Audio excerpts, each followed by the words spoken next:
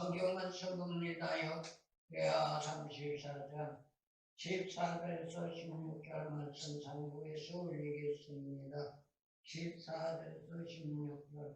우리가 여호와의 전에 연구한 돈을 꺼낼 때 제사장 hil기야가 모세에 전한 여호와의 율법책을 발견하고 서기관 샤반에게 이르러 다르되 내가 여호와의 전에서 율법책을 발견하였노라 하고 그 책을 샤반에게 주매 샤반이 책을 가지고 왕에게 나가서 분명하여 가르되 왕께서 종들에게 명하신 것을 종들이 다 준행하였나이다. 아멘.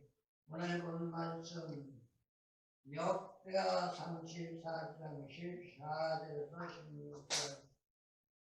남유다 제14대 요시야 왕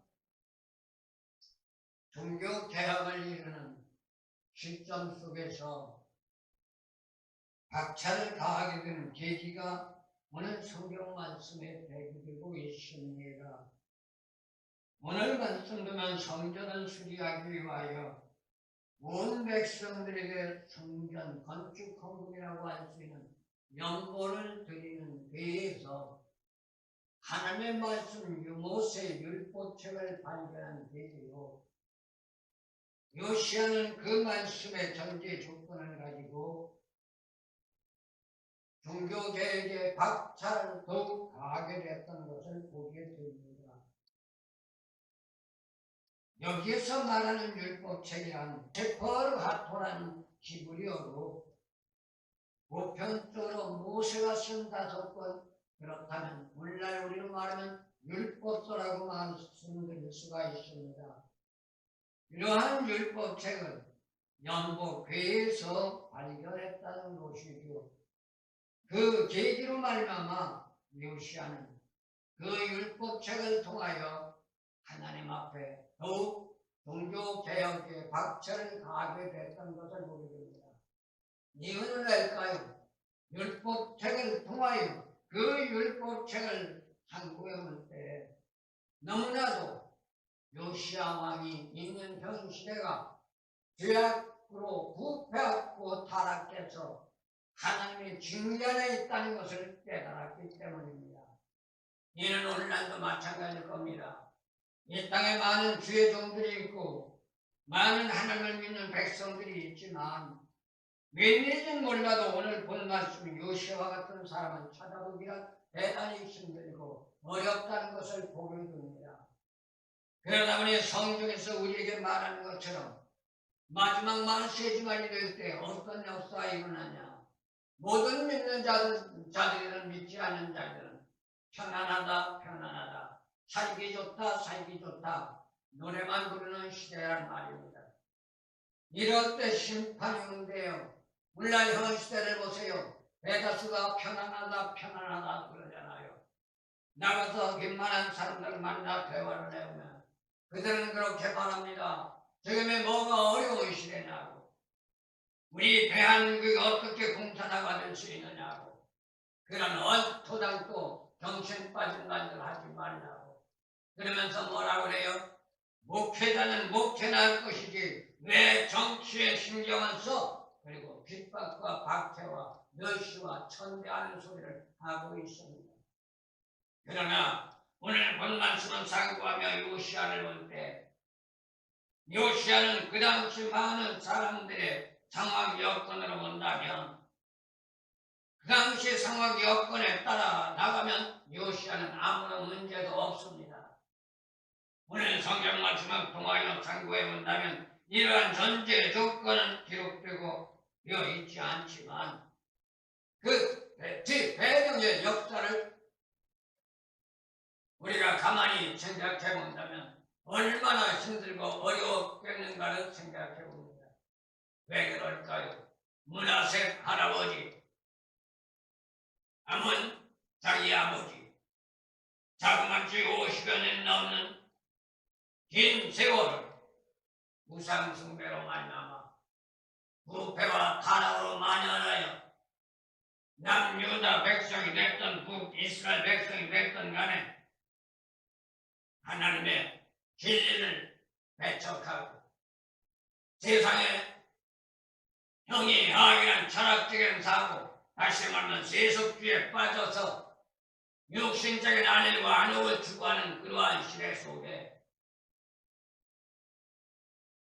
요시아가 왕이 되어 종교 개혁을 일으키며 우상 숭배를 철폐시키고 우상 숭배의 제단들을 걸어버리고, 지난 시간에도 말씀드렸습니다마는 우상 숭배자들의 조상들의 묘를 파헤쳐 뼈를 불살라버리고 얼마나 핍박과 박해와 멸시와 천대가 많았겠어요. 어떤 면으로 본다면 요시아는 사서 고생하는 거죠. 그러한 전제 조건하지 않고 할아버지 아버지의 이 뒤를 이어 그냥 밟아간다면 편안하고 칭찬받고 대접받았겠죠. 그런데 온갖 핍박과 박해와 멸시와 천대를 받아가면서도 종교 개혁을 일으켰던 원인은 어디 있을까요? 이렇게 자그마한 채 몇백 년 동안 감추어졌던 하나님의 말씀에서 진리를 깨닫고 선민으로 구원받은 이스라엘 백성 남유다가 하나님의 말씀 안에 살아야 하고 하나님의 뜻 안에 살아야 하는데 부패하고 타락하여 우상숭배에 만연함으로 하나님의 중재의 대상이 되어 혼란의 도가니, 혼돈의 도가니에서 국태민안한 나라와 태평세대를 누리한 백성들이 허덕이는 모습을 볼 때 핍박과 박해가 문제가 아니었다고 생각했을 겁니다. 그러니 어쩌면 대접받고 칭찬받고 존귀받으려고 한 것이 아니라 멸시, 천대, 핍박, 박해, 자칫 잘못하면 생명까지도 위태로운 상황이지만 하나님의 뜻을 이루어야겠다는 결단과 각오를 가지고 율법책에 의한 신앙의 삶으로 나아갔던 것이 요시아라는 것을 우리는 생각해 봅니다. 그의 통치 18년, 자그마한 집 할아버지 므낫세와 아버지 아몬의 통치 57년의 기나긴 세월, 그리고 자기가 8년 동안 섭정 정치를 하는 기간 70여 년이 넘도록 감추어졌던 하나님의 말씀을 발견한 그 시부터 또 그는 굳은 결단을 가졌고, 그리고 종교개혁에 박차를 가하기 시작했던 겁니다. 제사장 hil기야를 통하여 성전 수리에 사용되었던 연도교회에서 하나님의 말씀의 율법책을 발견했다는 것, 14절 말씀을 볼 때 어쩌면 이것은 남유다의 가장 큰 축복이라고 말할 수 있습니다. 오늘날 우리들도 마찬가지입니다. 복이 과연 뭘까요? 내 생각, 내 방법, 내 뜻대로 신앙생활하는 사람이 하나님의 진리의 말씀을 깨닫고 내 생각, 내 뜻, 내 방법을 다 저버리고 힘들고 어려워도 진리의 말씀으로 들어가는 그 자체가 복 중에 가장 큰 축복이라는 것, 우리는 잊지 말아야 되는 줄로 믿습니다. 어떻게 본다면 율법서의 사고는 므낫세가 우상숭배 정책을 펼치면서 누구예요? 요시아 왕의 할아버지. 모든 율법책의 사본들을 파괴시킬 때, 그래서 요시아의 할아버지 므낫세를 보면 율법책이 발견됐을 때 서기관들이 가지고가 읽으니까 두루마리 책이 없기 때문에 1년 족족 삭도로 잘라가지고 화로 불에다 던졌다고 말했습니다. 그러니 얼마만큼 하나님 앞에 끔찍한 범죄를 저질렀어요.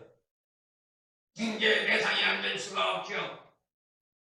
하나님 앞에 정말로 야단 안 맞을 수가 없죠.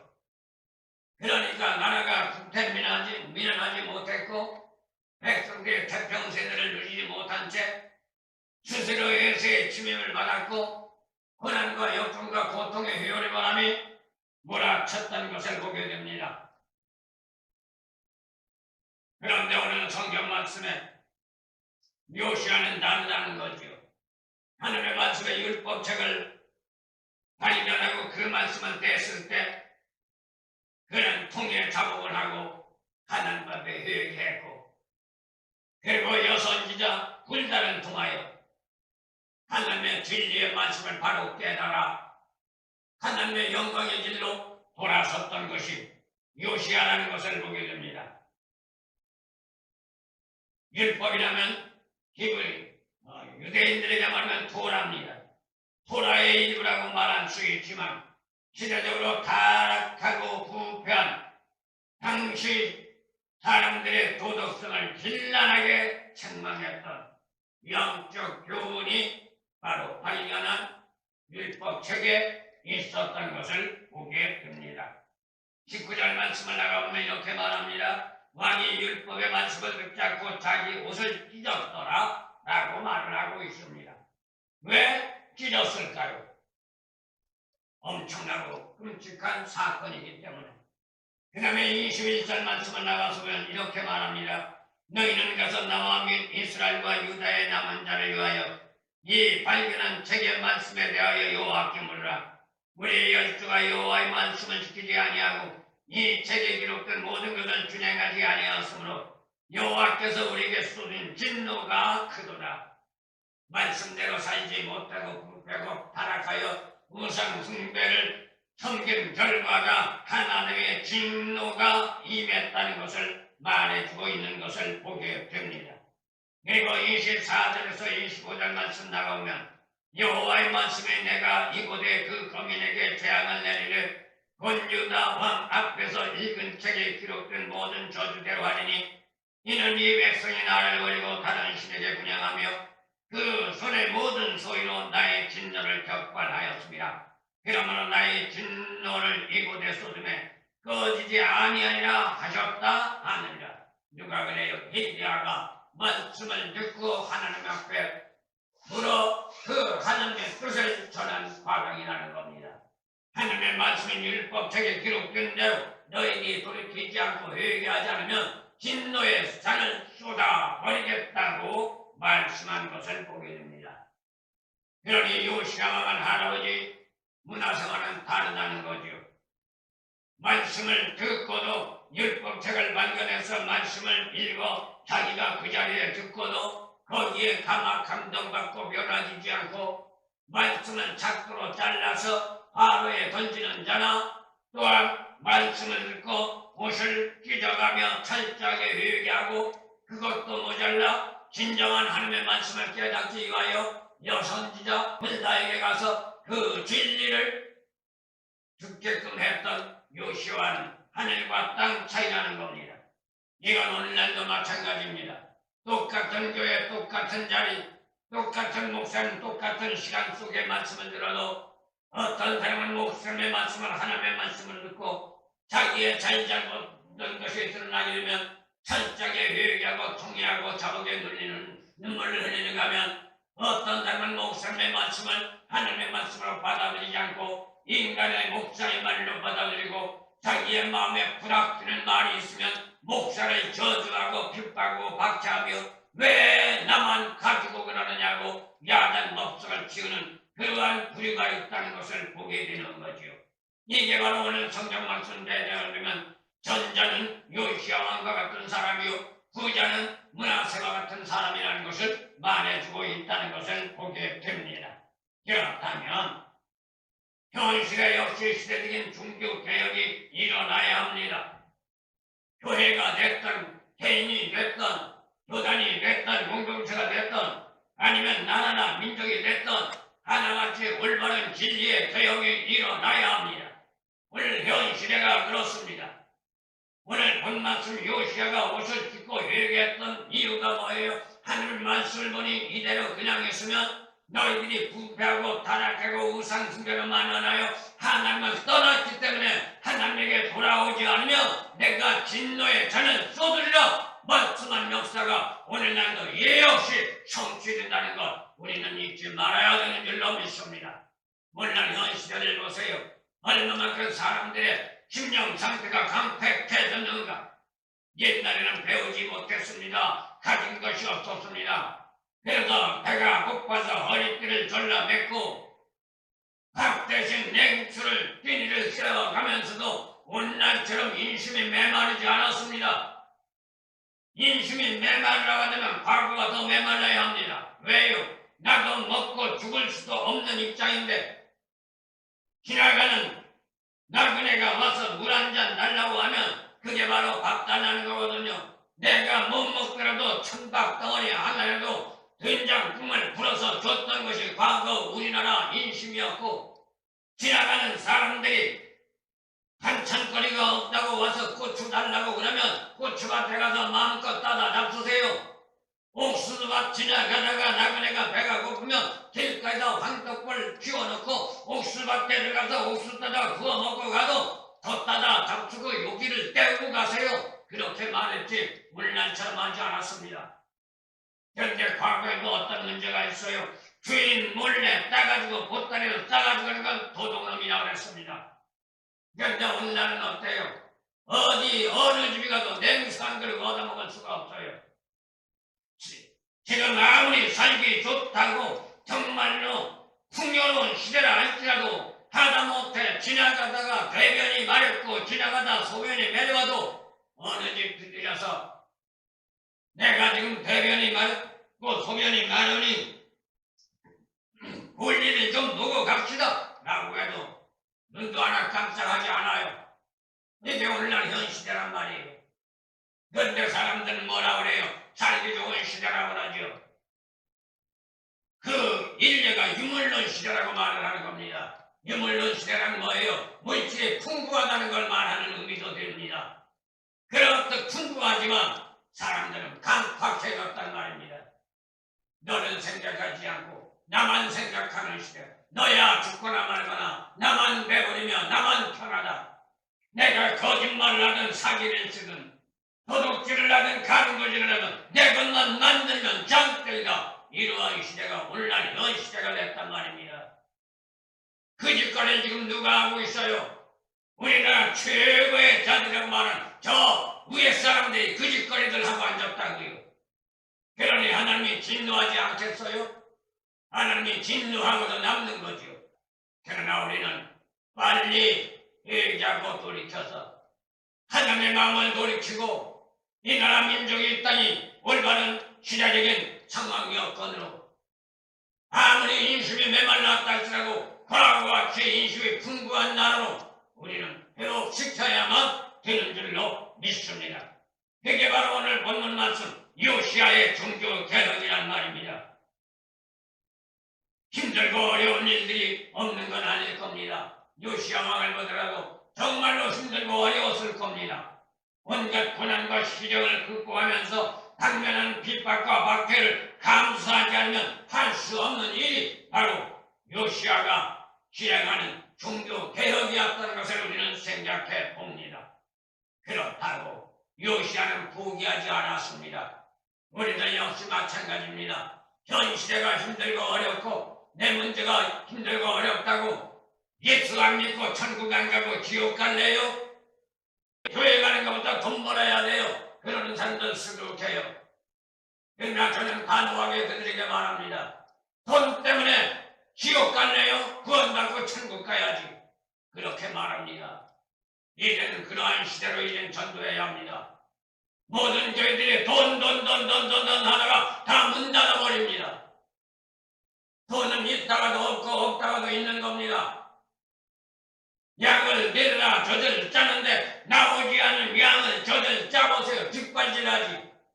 그러나 양을 풍부하게 살찌는 꼴을 베어다 먹이고 산을 먹여 산이 쪄보세요. 새끼 낳지 말라도 새끼 낳고 젖을 낳지 말라도 젖을 낳는 거예요.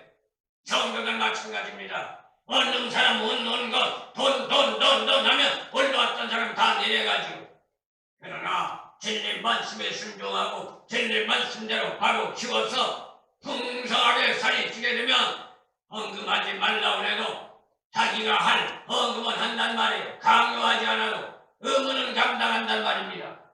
우린 이러한 신앙으로 들어가야 되는 줄로 믿습니다.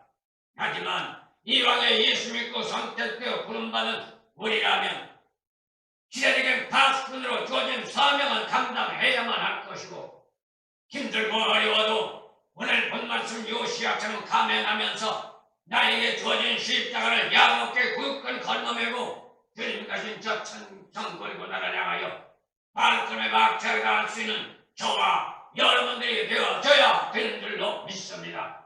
그렇다면 오늘 본 말씀을 통해서 요시아가 종교개혁을 한 전제 조건을 통하여 우리에게 주어지는 교훈은 과연 뭘까요?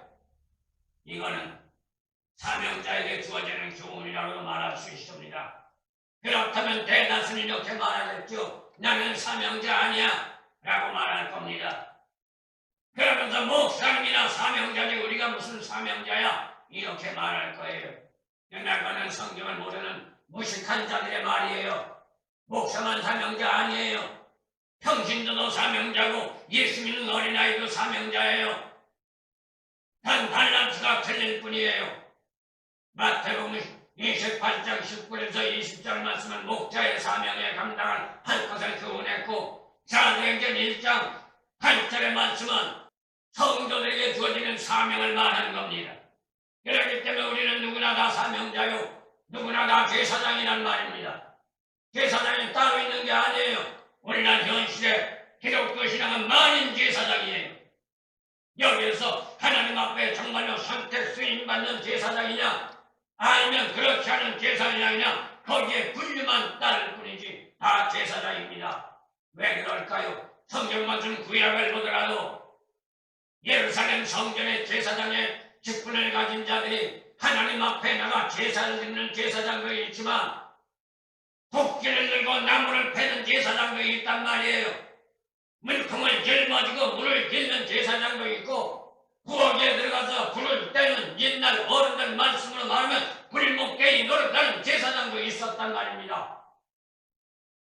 그러나 직분은 나 같은 제사장이에요. 그렇기 때문에 네가 잘났다 내가 잘났다 네가 못났다 내가 못났다 말할 필요 없어요. 자기 자신에게 주어진 직분 감당하면 하나님은 잘했다 착한 종이라 인정하고 칭찬하는 역사가 나타나는 줄로 믿습니다. 그런데 오늘날 현 시대 문학대요. 교회가 좀 크다고 하면 어깨가 힘주고 교회가 적은 미자립교회 목사들 사람같이 대접도 안 하고 우리가 들어왔잖아요. 미자립교회 사람 몇 명 놓고 있는 게 무슨 목사냐 이런 말들 들어왔잖아요. 그러나 그는 무식한 자 그건 하나님과 관계없는 자예요. 정확히 말하면 하나님 앞에 징계의 대상이고 하나님 앞에 천명받은 자들이란 말입니다. 왜 그럴까요? 기대의 말씀을 바로 깨닫지 못한 무식에서 발생된 처사라는 것 우린 잊지 말아야 합니다. 정말로 내가 보기에 저 사람이 힘들고 어려워할 것 같으면 그 사람을 놓고 눈물 뿌려가며 기도해 줄지언정 그 사람을 멸시 전대해서는 안 됩니다. 막말로 그 사람을 그렇게 하나님이 살아가라고 세워놨다면 우리가 뭐라고 말하겠어요? 말할 수 없지요. 그러면 이렇게 말하겠지요. 하나님이 세워놨는데 왜 그렇게 살아가라고 해? 그렇다면 성경 말씀 잘못 본 거지요. 여러분 보세요. 예레미야 보세요. 오늘날 현 시대로 말하면 예레미야 누가 주의 종이라고 말하고 누가 예레미야 같은 사람을 목사라고 말하겠어요? 저주받은 자라고 말하지. 그럼 가면 이사야 선지자를 보면 놀라운 게 있습니다. 하나님이 이사야 선지자에게 뭐라고 했는지 아세요? 너는 3년 동안 입지도 말고 심지도 말고 벌거숭이 맨발로 내 하라는 대로 사명을 감당하라. 그래서 이사야는 3년 동안 입지도 않고 심지도 않고 벌거숭이가 되어 하나님의 일을 감당했던 겁니다. 그런 과정을 볼 때 하나님이 축복했다고 할까요? 저주받았다고 말하죠. 이러한 성경의 말씀을 바로 깨닫지 못한 자들, 인간적인 형식주의, 형이야 철학적인 사고에 머물러 있는 자들이 이러한 무식한 말들을 하고 있단 말입니다. 오늘 성경 말씀 요시아도 마찬가지예요. 오늘날 현 시대적으로 요시아와 같은 사람이 나타났다면 요시아를 왕이라고 말할까요? 말 안 하죠. 미친놈이라고 그러죠. 지난 시간에도 말씀드렸지만 탄핵감입니다. 왜요? 남의 조상의 묘를 파헤치고 그의 뼈를 갖다 분살라버렸는데 그들이 가만히 있어요? 아니 그 자손들만이 아니라 옆에 사람들도 가만히 있지 않을 거예요. 그러나 요시아는 이러한 전제에 방해 공작과 멸시와 천대와 박해와 핍박에도 굴하지 않고 자기가 하나님과의 관계 성을 이루어 나가는 것을 지키기 위하여 종교개혁을 감행했던 겁니다. 이게 기독교 신앙이에요. 이게 축복받는 신앙이에요. 그렇기 때문에 요시야는 하나님 앞에 인정받는 왕이었고 남유다 북이스라엘 통틀어 4대왕 중에 한 명으로 들어가는 왕이었던 것을 우리는 볼 수가 있습니다. 그렇다면 여기서 우리는 한 가지 생각해 볼 것이 있습니다. 우리 하나님은 우리를 어떻게 믿으라고 했어요? 요한복음 4장 23절 예수는 말합니다. 신령과 진정으로 하나님 앞에 예배드리라고. 그런데 우리는 대다수가 올라와 예배드리는 자세가 정말로 우리 자신을 되짚어보더라도 내가 정말로 예배드릴 때 신령과 진정한 마음으로, 다시 말하면 마음과 뜻과 정성을 다하여 하나님 앞에 예배드리고 있는가 되짚어볼 수 있단 말입니다. 그렇게 하지 못했다면 저부터도 복 달라고 할 자격이 없죠. 하나님이 원하고 바라고 수많은 뜻을 이루지 못하고 하나님이 원하고 바라고 수많은 것 이루라고 하는 것 순종하지 못하면 어떻게 복을 달라고 하겠어요? 그러나 복받는 자세는 하나님이 원하는 대로 바라는 대로 소망하는 대로 들어갈 때 복의 길이 열려집니다. 기도 역시 마찬가지입니다. 내 뜻 세워나가기 위한 기도가 아닙니다. 제 뜻만의 동탄에서 열심히 하신 기도가 우리의 모범입니다. 내 뜻대로 마옵시고 아버지의 뜻대로 마옵소서. 이러한 기도가 우리에게 되어져야 한단 말입니다. 이게 오늘 본 말씀 요시야의 신앙관이었고 요시야의 삶이었던 것을 보게 됩니다.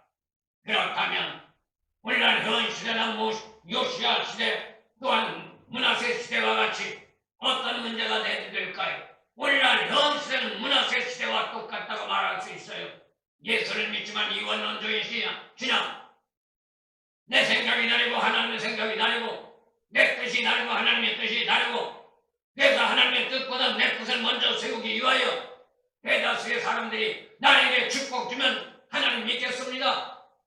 나에게 축복 주신다면 내가 일하지 않고 주일날 열심히 교회에 나오겠습니다. 조건부단잖아요. 이러한 사람은 골뱅이는 나가요. 축복받을 수 없어요. 먼저 하나님의 뜻에 승복하고 먼저 하나님 말씀에 들어갈 때 하나님은 축복의 일을 열어주신단 말입니다.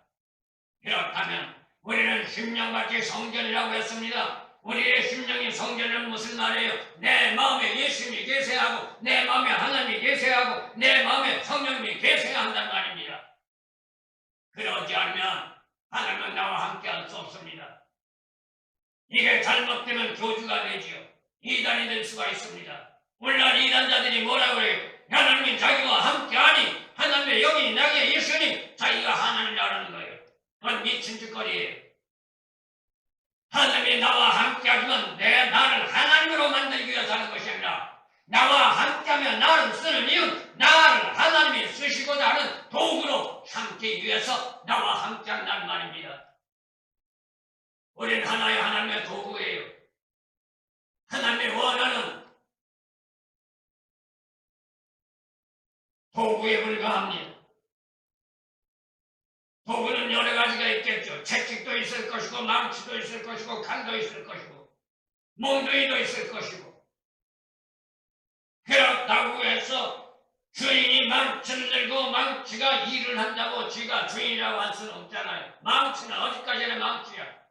우리들 역시 마찬가지예요. 수많은 인간은 어디까지 수많은 인간이에요. 주인이에요. 하나님이 아무리 나를 용서하셨다고 의롭다고 인정해도 죄인인 것만큼은 사실이에요. 하나님이 단지 인정해 주신 것 뿐이에요. 자만과 오만이 넘치면 교만이 싹트게 되고 교만이 싹트게 되면 패망하게 되고 패망한 멸망의 선봉이라는 것 우리는 잊지 말아야 되는 줄로 믿습니다. 그렇다면 요시와 같이 개혁의 바람이 일어나야 하는데 어떻게 할 때 개혁의 바람이 일어날까요? 이사야 선지자를 통해서 말한다면 성경 마당만 밟고 나는 형식적인 신앙의 삶 가지고는 개혁을 일으킬 수가 없습니다. 므낫세 시대는 어땠어요? 성전에다 1월 성신의 우상 숭배 제단까지 만들어놨어요. 이걸 요시야가 무너뜨렸단 말이에요. 하나님의 성전 오늘날 말하면 교회 안에다가 이걸 정확하게 말하면 오늘날로 말하면 교회 안에서 마술사들이 장난치고 있단 말이에요. 큰 교회 대다수가 지금 그래요. 왜 그래요? 사람들 끌어모으기 위해서. 사람들이 재미있다고 하고 사람들이 좋아하니까. 연예인들 데려다가 쇼하고 앉았고 이게 우상숭배란 말이에요. 그러니 사람은 많이 모이겠죠. 막말로 묵적북적 시끌 먹걸하기 걱정 모이겠죠. 헌금 많이 나오겠죠. 그러나 거기는 하나님이 없어요. 그러니 결국 시간과 세월이 가면서 지지고 먹고 싸우는 거예요. 왜 그래요? 하나님이 없기 때문에 사장 마귀가 끌려오는 거예요. 그렇다면 우리는 오늘 본 말씀 요시야처럼 힘들고 어려워도 제대 말씀에 굳건하게 서서 주님의 십자가 저 천정 골고다를 바라보며 예수님이 골고다 언덕 올라갈 때 두 발에서 피가 흘렀듯이 우리는 또 주님 따라 올라갈 때 우리의 발에 피가 흘러도 정강이가 까져도 무릎이 터져도 주님 따라 올라가는 신앙이 될 때 우리의 생명의 구원의 길이 열리는 축복이 있어지는 줄로 믿습니다. 그렇다면 예수님이 예루살렘 성전에서 불성실한 유대인들의 만행은 숙청했죠. 뭐라고요? 도둑의 소굴이라고. 유대인들, 제사장들, 종교 지도자들이 성전에서 장사했잖아요. 오늘날도 마찬가지잖아요. 그 결과로 어떤 문제가 됐습니까? 우리나라 교회의 세금이 떨어졌습니다. 큰 교회들이 머리 굴리며 신앙적으로 말하면 도둑질 해먹다가 세금 떨어졌단 말이에요. 그게 걸리고 발각되는 바람에.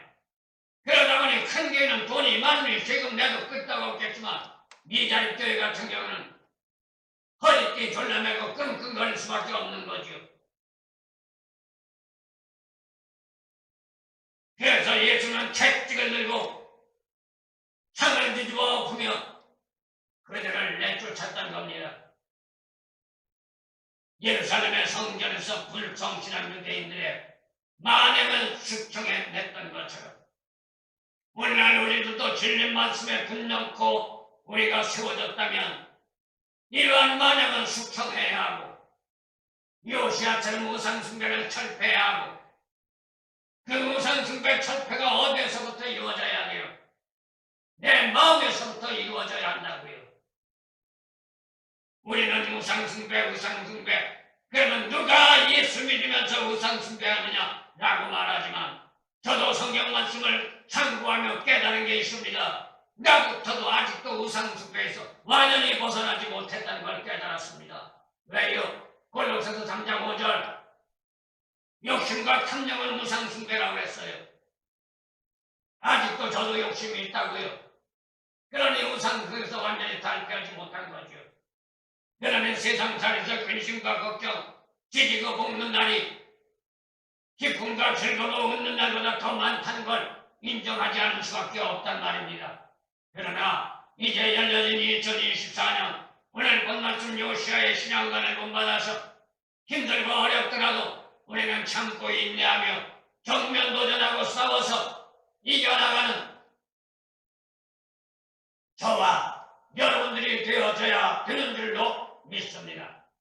그러면 오늘 본문 말씀에서 요시야를 도와주셨던 하나님, 금년 한 해 열려진 2024년 그냥 여러만 놓지 않고 이러한 신앙관으로 들어가는 저와 여러분들을 도와서 하나님 앞에 영광이 되고 이 땅 빛과 소금이 되며 가진 것은 없고 소유한 것 없고 사람들에게 멸시천대 비방거림 될 수밖에 없다 할지라도 가는 곳마다 서는 곳마다 내가 나를 알아달라고 하지 않아도 사람들을 통하여 하나님의 역사 속에 감화 감동받는다면 하나님의 진리의 복음의 말씀을 들을 때 그들 역시 존경할 수밖에 없고 대접할 수밖에 없는 그러한 축복이 우리 모두에게 주어질 줄로 믿습니다.